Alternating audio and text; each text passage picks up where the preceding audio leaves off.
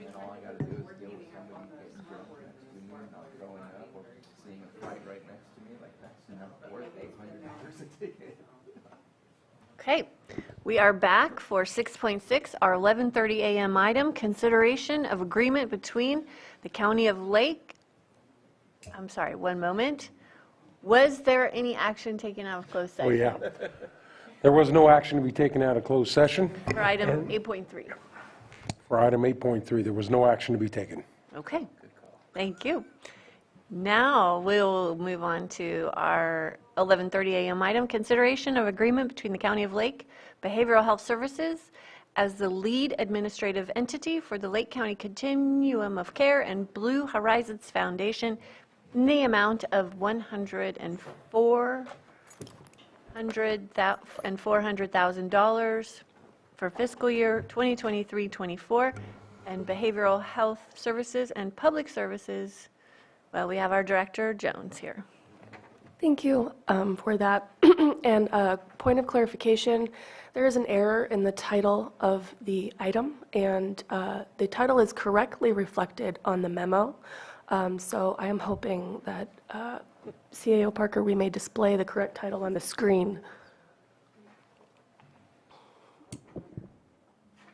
Supervisor Spatier? And if I may as well, just to kind of clarify the separation of sponsorship, the juvenile hall is owned by the County of Lake, has been reviewed by Public Services for any updates, and part of the conversation is to kind of discuss the building itself. So Public Services is for that specific topic. Behavioral Health Services is for the process of moving forward or considering this contract. Just wanted to make that statement. Thank you, Supervisor.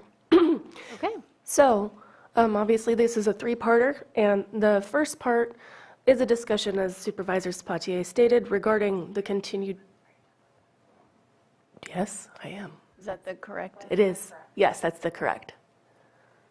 A, Yes. B, and C. Yes, A, B, and C, correct. Okay. And so there you see, oh, hi, Matthew. I think so. And just for further clarification, the A, B, and C was on the memo since the posting of the agenda. For some reason, the title did not completely get placed on the agenda header. It was human error. It was my human error. So, Lars, do you want to come up? Also, to Great the timing. stage, we're welcoming Director Ewing from Public Services. thank you so much. And so, yes, to clarify, Director Ewing is here representing item A, which is the consideration of the juvenile hall as a county-owned building. And Director Ewing's department are stewards of county-owned facilities, and so it appeared pertinent to have some discussion about the continued use of this building, as there are some concerns. All right, would you like to? Sure. Thank you. Yep. Good morning. So I think that maybe the best way to initiate this is it did come to the Space Committee last week. Space Committee discussed this. Historically, that building, well, it's a correctional facility. Let's be honest. It has sat dormant for a period of years. Has not been in operation, which causes a lot of problems on the building systems. Imagine your car being parked for 5 years and then going back out and let's go drive it. So the Space Committee expressed some concerns with not so much the current or immediate use of it, it's the long-term use of it. So is there something that what can we do to improve the building, or is it the right building for that long term? If it is determined from the board's direction to use this as a shelter, I did put some very rough cost estimates on some of the identified repairs, along with what were the operational costs of that building for facility use when it was in use as juvenile hall, just so we have a basis of understanding. So roughly from 2010 to 2015, facility costs were in the range of about $90,000 a year, just to keep it in operation. The repairs that I looked at, along with my staff, we're looking at about $150,000 to $200,000 to take care of the repairs. That's conservative. We're going to try to do as much of it in-house as we can, but I want to be realistic. So the recommendation was to continue. If it's the board's direction to move ahead, then absolutely we can support that. Supervisor Sabatier. So I did appreciate that we got a list from our building official as well as others of concerns and things that we needed to take a look at. My hopes and desires, I don't want to make a promise here today, but I feel that the continuum of care is making a lot of requests of the county and appreciates the county's partnership in having a shelter open and available for those that are experiencing homelessness. And I know that we do receive funding specifically to maintenance and upkeep of shelters. That was actually written in our grant proposal that we submitted to the state. I don't know what the exact numbers look like, but I do want to take a look at that from the COC perspective so that we are not using general funds or the county is not having to flip this bill, both for the maintenance that needs to occur sooner than later, as well as the continued maintenance and use of the facility. So that's something that I want to bring back to the COC to be able to discuss, take a look at our finances, and then bring back to the board and let you know what our hopes and desires are as far as using those funds and what's available. Okay. Any, Vice Chair Simon? Just want to make a comment. You know, Lars, you said something very important is the shelter conversation that's been going on. Definitely, there needs to be a shelter in Lake County. Whether or not this building is the building for that long-term vision, I think we really need to look into that. When we first started about the use of the building, I know that we had talked about hopefully finding an agency that we could partner with and potentially sell the building, get it out of county control, but partner with the agency that's going to be running if this is going to be the spot for it. So I do want to make comment to that because I know in the beginning discussions, you know, about the juvenile hall building and its use, some of those discussions were there to look at a long-term opportunity, and if that is the building for it, to get some out of county control with an agency, maybe a potential sale, and then support from outside in instead of doing it the way we're doing it right now. So I want to make that statement, whether or not that happens, but we need to have those discussions down the road as we're moving forward with it. Shelter in Lake County is needed. That's not the conversation. Where it is needed is the conversation that needs to happen down the road. Just want to make that comment. If I could just comment on the history of the building, obviously correctional facility, juvenile hall, and then 2015 vacated, or juvenile hall operations moves elsewhere. Probation was there for a period of time using it as their day reporting center, using it as an office, not using the actual juvenile hall portion of it really. And so a few years dormant, and then 2019, 2020, COVID isolation center, and then it has kind of morphed from there, but there hasn't been any architectural space programming done for use as a shelter. We have the shell there, so we're using it. But if that is identified as the long-term solution, then I would suggest some space programming, some architectural space programming being done, which does not come free, and then ultimately the renovations or adaptive reuse of the facility would also come at a cost. So any repairs that I'm talking about here are essentially existing facility repairs. It's not turning it from a juvenile hall into a shelter per se. We're making use of that facility. So I want to make sure that we're clear, or that I'm clear on what those costs would truly get us. Thank you. And just one further point about finances. So for the Lake County Continuum of Care, we are in the process of doing a reconciliation and determining exactly all of our admin fund amounts and also maintenance and other indirect costs that we may bill up for our various grants. And we should have that determined within the next month. That will be presented to the Lake County Continuum of Care as a package moving forward. Your board will be seeing a resolution that will authorize Behavioral Health Services to serve as the lead administrative entity, and an MOU between the COC and Lake County Behavioral Health Services. So that will finally button everything up, I think, pretty neatly, and we'll have a better understanding of the COC's financial standing. Supervisor Sabatier. And just to respond to Supervisor Simon, I don't disagree at all to continue the pathway that we looked at going forward with. I don't know that we ever received any proposals when we were looking to sell the property. I don't know how far we got, but I don't believe the interest was there for the amount of money that it would cost to actually purchase the facility. So the easier way has been to continue moving forward with working with our local nonprofits and providing the service there, but I don't think we should give up. And I'll just be blunt, it would be nice to not have that liability as a county and to pass that on to some other entity, because there does come a liability with running shelters. And at this moment in time, we're doing the best that we can with what we have. And so, Okay. So item A is approve the use of the old juvenile hall facility located at 1111 Wayland Way for shelter operations. And it sounds like there's still some discussions that need to happen, but you need this direction to move forward with the next conversations that need to happen. Is that correct? Yes, Chair, that's correct. Okay.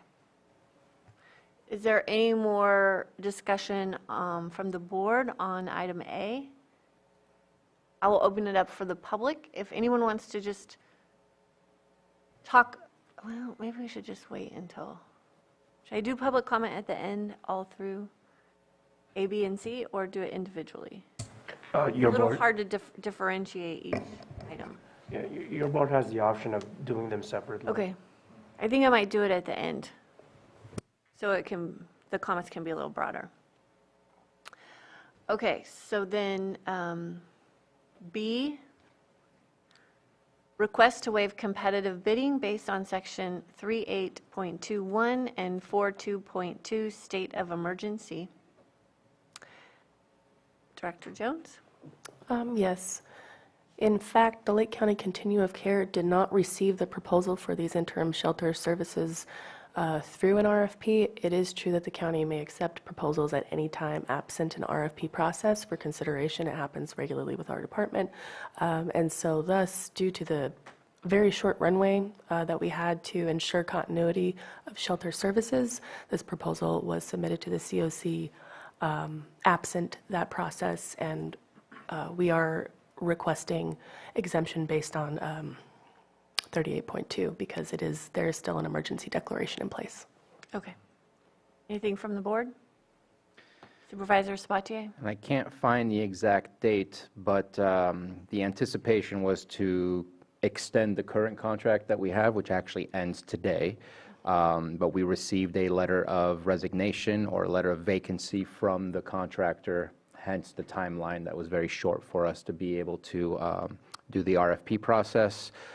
We have done an RFP process with a contract that will be coming to the board within the next 2 months, if not much sooner. And so the process has been fulfilled for the long term. This is a interim fix. Thank you. That was a very eloquent explanation of a complex situation.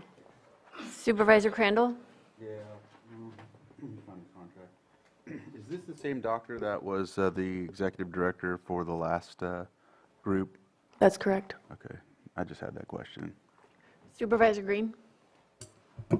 Yeah, thank you. Not a question, just for those not fully immersed in all things Continuum of Care. So I believe there was a general membership meeting of Continuum Care where this potential break on services was discussed. The general membership did support examining alternatives, and I believe this contract before us today has been reviewed by the executive committee of Continuum of Care, which actually has the oversight role, and I forget the exact date of the special meeting, but it is accurate to say that the Continuum of Care Executive Committee met and considered the contract proposal and recommended funding it.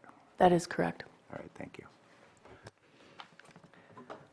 Okay, any further comments on B? Then we'll move on to C.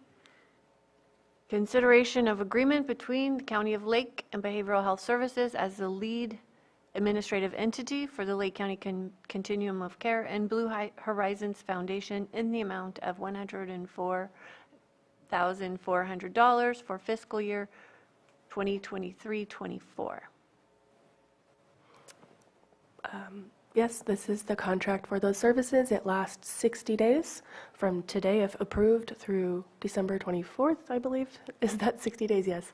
And I would like to note that the contract The annual monthly payment for these services is the same. It has not differed from the previous vendor, which was Sunrise, so that remains. There's continuity there. So the costs haven't changed, is what I'm trying to say. Comments? Supervisor Sabatier? Again, a future consideration, but I do know that the consideration of the 3-year contract coming to us soon, it is anticipated that services will begin no later than December 15th. So just kind of want to show the December 24th deadline on this one and the anticipation to maybe cut that short and exchange it for the next contract.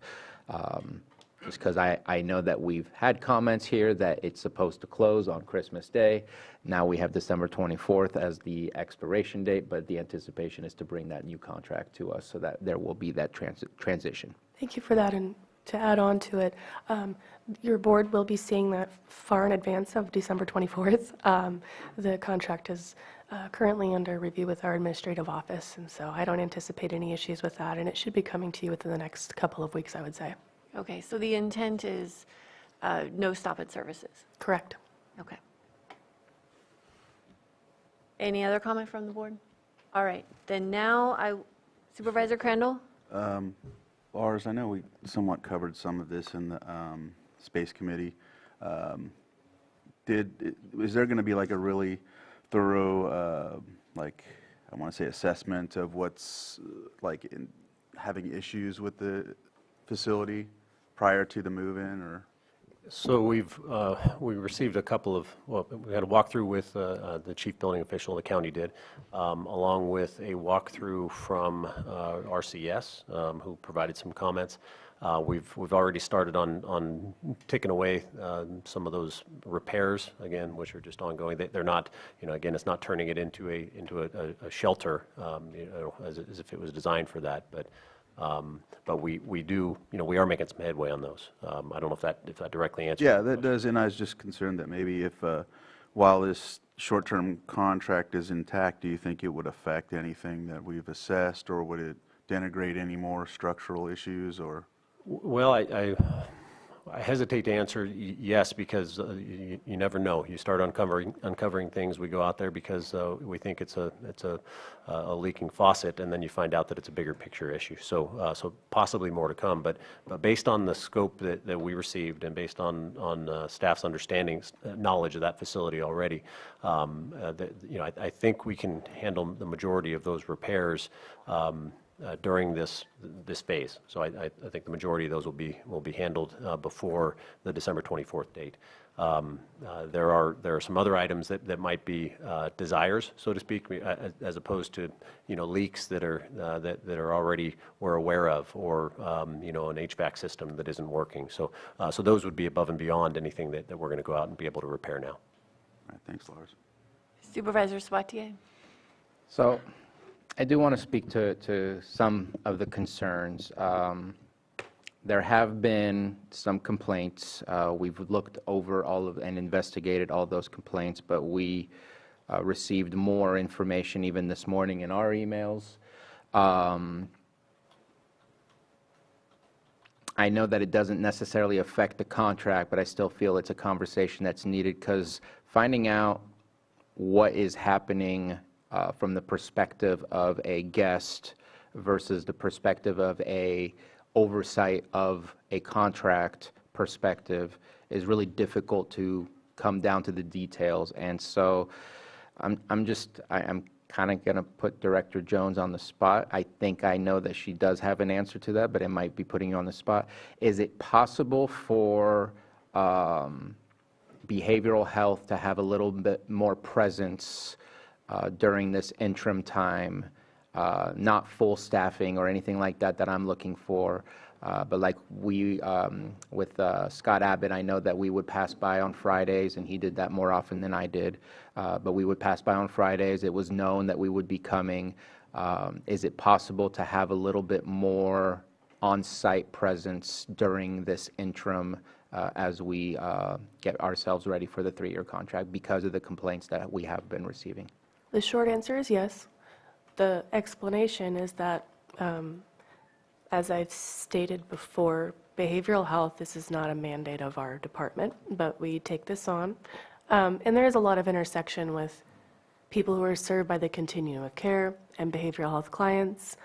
And we are interested always in protecting and serving our beneficiaries. And so to the extent that we can be there to be present and support them in the context of the milieu, absolutely. And we have increased already some presence there, even recently, today, this week, and are happy to continue to do that, both at scheduled and unscheduled times. I appreciate that. Thank you very much. And then my last concern, and it's not a concern that's going to stop me from voting for this, but it is something that is aggravating when it comes to these things. We are seeing changes in the expenses, and some of these changes are in the upper admin areas of the contract, where now we're seeing that the shelter CEO will be receiving $10,500, and yet that shelter CEO most likely will be here once a month, not throughout the whole month. And this is one of my things that it's a pet peeve of mine. It's not appropriate, but then we don't have people knocking on the door to do the same type of service. But at one point, I cannot keep doing this, and I cannot keep saying yes to what just seems like taking advantage of the people that are being served, as well as the money that is being utilized from taxpayers through the state of California to provide these types of services. And so I just have to call it out before I vote for it.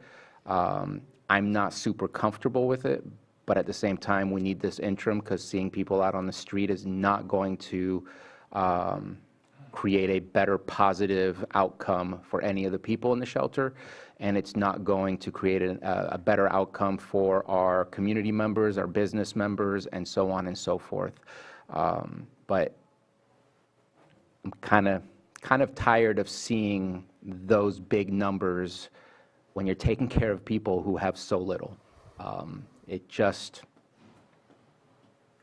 doesn't mark me well. So just had to make that statement. Well, what are the responsibilities for the role outside of the visits? I wonder if Dr. Ava, I mean, I can speak to that. And that information is contained in the proposal, where there's the scope of duties. And while the proposal itself was not on the item, it's available should anyone want to view that, and that might be a better place to source from. But if Dr. Ava from Blue Horizons is on the Zoom, he may prefer to speak to that. I don't know if that's appropriate, Yeah, or he's if got he his should wait. hand up right now. Go ahead, Doctor.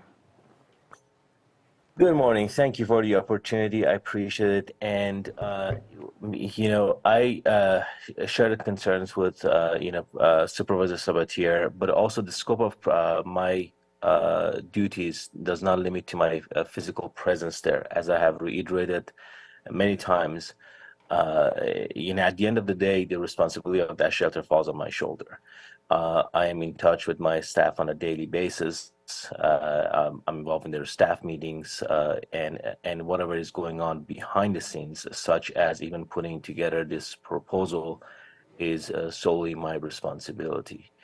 And also, it's understandable your concerns, but the number of years of experience that I bring to the table, my education, and my resume speaks for itself. And this is generally not anywhere close to the regular salary that I request from any employers. But again, this is a public service, and this is something that I was passionate about to do for the community. And as I had promised that I would help with the transition. I appreciate that, but again, the scope of my responsibilities does not limit to just my presence there physically. It goes way beyond that. Thank you. Thank you. Supervisor Green? Thank you. Sheltering is hard, and we've been learning as we go for the past 3 years through multiple vendors. The only reason we're here today is because the current vendor pulled up short, and took advantage of a termination date, and that's well within the right of Sunrise to do that. And if we're going to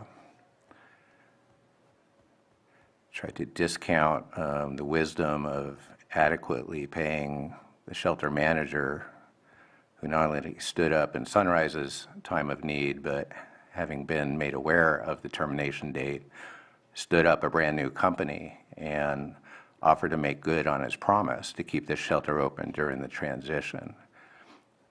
So if we want to take a look and go line item on what an appropriate shelter management contract looks like, starting with Redwood and go until the cows come home after that, absolutely, let's do that. I don't think today it's appropriate or helpful to be second-guessing that particular line item or any line item. This is not outside the realm of reasonability.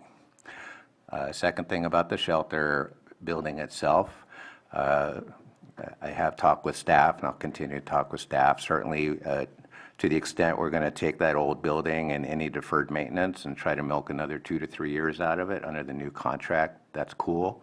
I have asked that because it is an old correctional facility, because it is a place where we used to warehouse and confine juvenile offenders, that justice-involved individuals who receive shelter there should not be subjected to the secondary trauma of going to an old jail as the last and only refuge Lake County has to offer for our unhoused individuals. So I believe it is appropriate, even if it is not the most pressing maintenance need that may attend this building, that there are certain cosmetic changes that can and should be made sooner than later, so that when Redwood does get in there, we're going to have a kinder, gentler facility, even if it is not fully functional as far as the old systems in there. So I just wanted to highlight those two things. I'm definitely interested in hearing about additional building maintenance needs and making sure we fine-tune whatever process has to need to be put in place so that BH is not put in the position of being a full-time property manager, and buildings and grounds is not, saddled unfairly with an old dog building. But let's make sure for the time we're going to be in that old dog building that it is an appropriate place, a safe place, a welcoming place for our shelter residents. And I also want to highlight that, again, this is an extension of basically the warming shelter concept. So this is going to be our last iteration of an overnight shelter or warming shelter or whatever you're going to call it. But I look very much forward to the next contract where we're going to be able to expand operations 24 hours, knowing in advance that's just going to tax this building that much more when we put that additional load on there. So I'm super excited about this. I know there are concerns about the prior operator and 2 operators before that, and there's probably going to be concerns with this contract. But glass half full, we are getting people off the streets. I have heard feedback constantly from the city of Lakeport. I just got feedback from Scotts Valley Community Council last night about the importance of this shelter, and so it's full speed ahead for me. Supervisor Crandall. It's the last thing. I wasn't going to say this, but I will. I think it's just frustrating because it upsets me that there's entities and groups that take opportunities to exploit tragic epidemics like this. And it seems like we're always rinsing and repeating another group. I find no fault with the continuum of care or behavioral health, as they have no other option but to continue with the funding they have. I just hope that one day we can get to a point where there's other groups trying to push forward and do the right thing to help people. And it's not just homelessness, and I don't mean to stray off, but it's all sorts of other things. People use veterans. People use animals, fish, opioids, mental health. There's all sorts of different things that are exploited, and it's frustrating because in a small county like ours, it's always exploited. And so that's just my frustration, and it's hard for me to support things like this, but I know we're in need of it. So I just had to say it with the words that you said, Supervisor Sabatier. I didn't want to say it. I was just going to go forward, but I just felt it needed to be said. Okay, so I have one other question, and I know this has come up off and on because this is a county-owned facility and because we're operating under an emergency and we had talked about selling the building. And I'm hoping Director Turner can pop on for a minute and talk about the zoning issues around this property Thank you. and compliant use? Currently, the building is a county-owned building. The county is exempt from our zoning regulations. It's currently zoned, I think it's open space with a general plan designation of public facilities. Neither of those would allow for an emergency shelter were this not a county-led project. So as the county considers transitioning this building over to private ownership through the declaration of surplus, which would require a general plan conformity determination, as well as I think the state law requires it to be listed on some kind of master list for housing possibilities. But provided it gets all through that, what you would end up with, should this be purchased by a private party with the intention of establishing or continuing shelter operations, would be a legal non-conforming use. So that would require, in order for a private entity to expand or change or modify the use in any way, it would require a rezone to probably, I think, rural residential was the last, what was the determination that I was talking to Supervisor Green, I think, about this over the last few months off and on. So a rezone to, I think, rural residential, as well as a general plan amendment to something that was consistent with rural residential. And then so long as it qualified, we could transition it over to a housing navigation center, which would then be a ministerial action in that location. So it would require a process, permits, initial study for CEQA, which is required with any general plan amendment. And so it would be a process, but so long as the project remains county-led and contracted to a private entity, we're still okay. Thank you so much for that explanation. My pleasure. If I could just want to enter one caveat, though, sorry. We're okay with the zoning restrictions. However, building permits, you know, Lars is very good about staying in contact with our chief building official to make sure that anything the building needs is done according to code. Well, and I'm glad you said that, because I was going to comment the same, that land use is one thing, but occupancy of the facility is something different and could be above and beyond. So we'll need to continue on that path. Okay, thank you both. Supervisor Green? If I just add to that, there is some flexibility available for health and safety standards, should we need them. So for example, if the price tag starts running up too crazy for improvements that might be needed to bring us up to full code compliance, there is flexibility provided in the emergency shelter regulations that we could propose alternative health and safety regulations that would provide a minimal level of health and safety. I haven't heard anybody really jumping up and down to get on that bandwagon. So I guess as we move through the deferred maintenance list and we get the checklist from building and fire and whoever else needs to weigh in again, if we need those flexibilities to affordably operate this facility, we can take a look at that. But for right now, it seems to be everyone's just kind of curious to see what can be done under just application of any building and safety codes or fire codes that may need to happen right now out there. So it could be an ongoing discussion, but as of right now, it sounds like everyone just wants to see where the checklists take us. Okay, so I'm going to open it up for public comment now. If you would like to come up and speak, you can come to the podium, have 3 minutes, and state your name. Good afternoon, Yvonne Cox.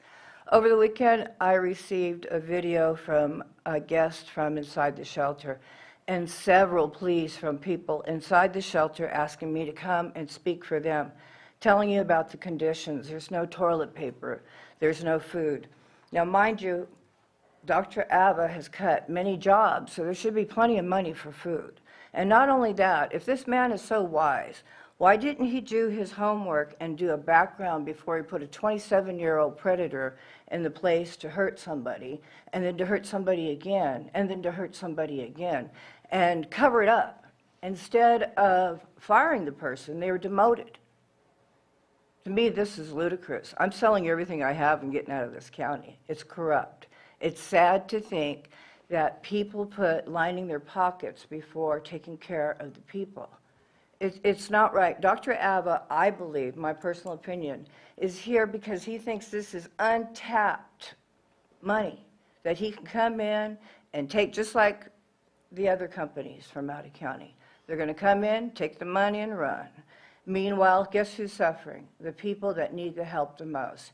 I have the video and several pleas of me asking, because anytime that they speak up and say something, they're retaliated on.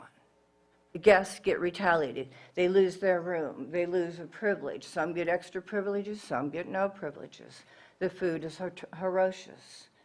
So just wanted to share that with you. And I'd be glad to email you all the video and the text conversations of them pleading to let you know their side and that they're afraid to say anything for fear of retaliation. And to let another person come in from out of county and take advantage, shame on you. Have a good day. Thank you.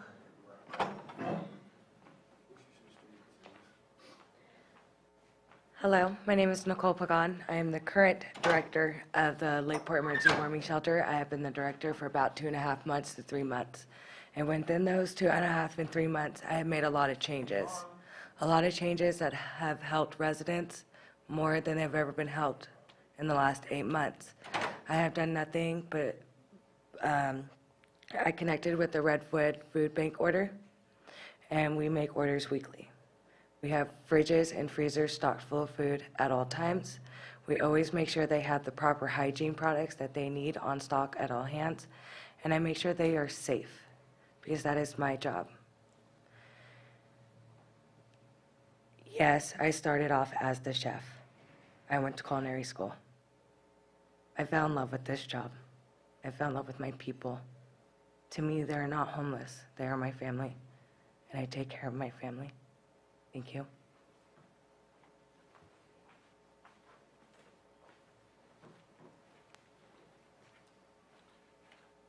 Good afternoon, Chair and Board. Brad Rasmussen. I'm the Lakeport Police Chief, here speaking on behalf of the Police Department in the City of Lakeport today.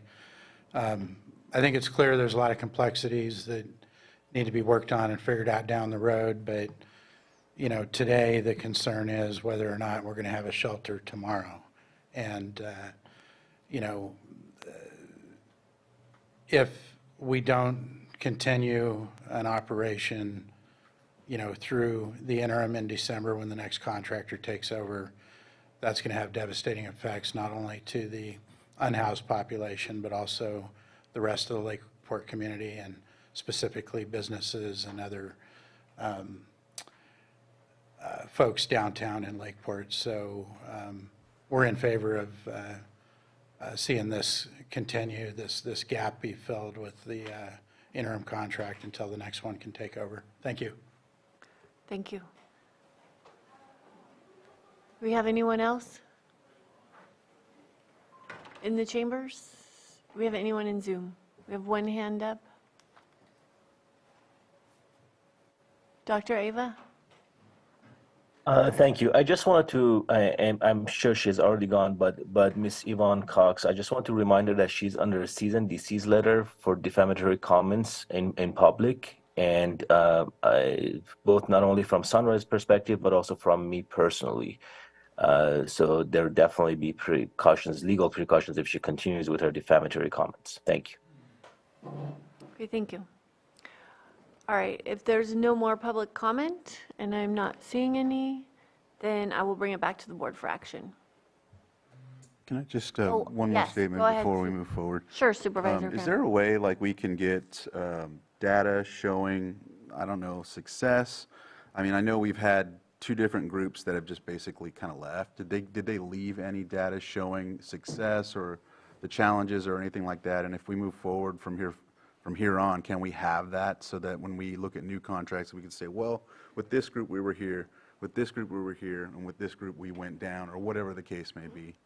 Yes. So presently, Sunrise and, should the contract be awarded, Blue Horizons and additionally Redwood Community Services must all participate in the Homeless Management Information System, known as HMIS, where they report on a variety of factors related to beneficiaries of housing services, including dispositions of where they went in housing and things of that nature. And so certainly we're happy to report on those performance metrics. Okay, thank you. Yeah, I'd just like to see them when we have these further, reapprovals and things like that, so we can just know. I wonder if your board would consider even a presentation, I don't know if it's been done, from the Lake County Continuum of Care on various data points. Yep, good idea. Okay. Supervisors. I was going to just make the statement that we get those reports on a monthly basis, HMIS information as to what's been submitted. It was a slow start at the beginning in order to get the right identification number, in order to try to put everything on the computer. But in the last, I want to say 6 months, maybe that's too short of a time period, but in the last 6 months, it's been much more accurate and much more consistent that it's been inputted. I know that they hired somebody specifically to do HMIS, and she seems to be doing a fantastic job. Thank you. I will plan to, when we bring forward the resolution for authorizing behavioral health and the MOU between the COC and behavioral health, would your board prefer to see a presentation of data from the COC at that time? Yes. Okay. Great. Thank you. So you mean, Supervisor Sabatier, you mean the continuum sees the data, right? Yes. Okay, thanks. Okay. Are you ready? Supervisor Green? Yeah, if there's no further comment, this is in my district, and I'd be very proud to go through the recommended actions. Only last comment is it's easy to cast stones here, and for one person to cast stones about current shelter management, having endured a fair number of complaints against herself, doesn't seem especially fair or helpful. With that comment, I move to approve the use of the old juvenile hall facility located at 1111 Wayland Way in Lakeport, California for continued emergency shelter operations. You got to waive the competitive bidding. I was going to take them one at a time. Oh, sorry. Second. All in favor? Aye. Aye. Opposed? Next, I move to approve the request to waive competitive bidding based on Section 38.2 per N1 and 42.2 based on the state of emergency. Second. All in favor? Aye. Opposed? And finally, I move to approve the agreement between the County of Lake Behavioral Health Services as the lead administrative entity for the Lake County Continuum of Care and Blue Horizons Foundation in the amount of $104,400 for fiscal year 2023-24 and authorize the board chair to sign. Second. All in favor? Aye. Aye. Opposed? Okay, so we are going to take our lunch break. I want to make a correction. When I asked about any action taken out of closed session, it was not for item 8.2, it was for item 8.3. So That's what you I said. thought you said I think I 8.3. said 8.2. Well, But anyway, it's clear now. all right, all right. I didn't want there to be any misconceptions about what we had worked on. So we will come back at 1:15 for our 1 o'clock item. We'll see everyone then. Thanks.